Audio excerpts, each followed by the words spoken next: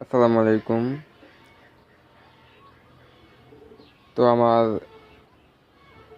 সবগুলা কবুতরই এখন ডিম বাচ্চা করে ফেলেছে অলরেডি।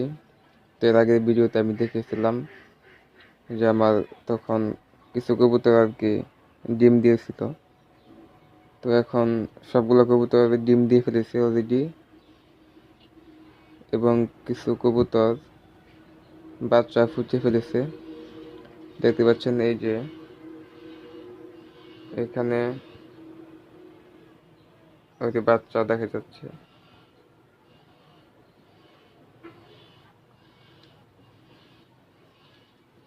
তো আর এই পাশের এইগুলা ডিমকে দিচ্ছে। দেখেন এই যে এখানেও একজোড়া কবুতর ডিম পাচ্ছে। তো নিচে যদি লক্ষ্য করি, দেখেন নিচে ওই যে ডিম, এই যে ডিম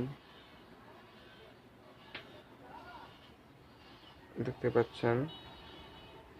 তো আমার আসলে কবুতরই হচ্ছে 12 জোড়া, এর মধ্যে ম্যাক্সিমাম সবগুলো কবুতর ডিম দিয়ে ফেলাইছে এবং বাচ্চা করছে।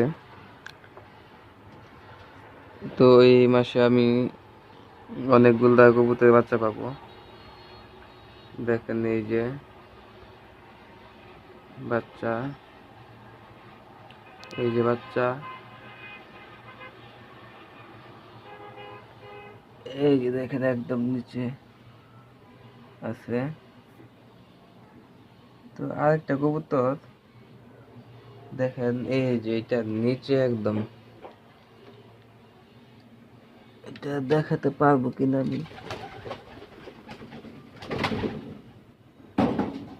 একদম মানে এই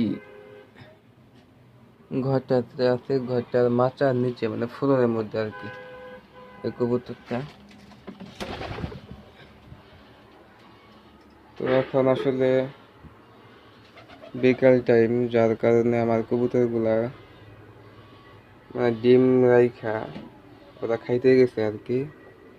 যেহেতু আমি আমার কবুতরের খাবার ব্যবস্থাপনা মধ্যে আসলে ওরকম প্লেট কোনো খাবার রাখি নাই,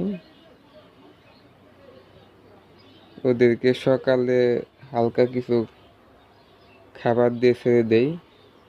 সারাদিন ওরা ওদের মতো করেই খাবার আহরণ করে। তো আমি মানে বাইরে থেকে কিনে কোনো খাবার কবুতরকে খাওয়াই না। তো যার কারণে আসলে আমার কবুতরের যে লসের বিষয়টা, সেটা আসলে আমার মাথায় থাকে না, কারণ আমি ওইটা হিসাবই করি না, মানে লসের যে বিষয়টা।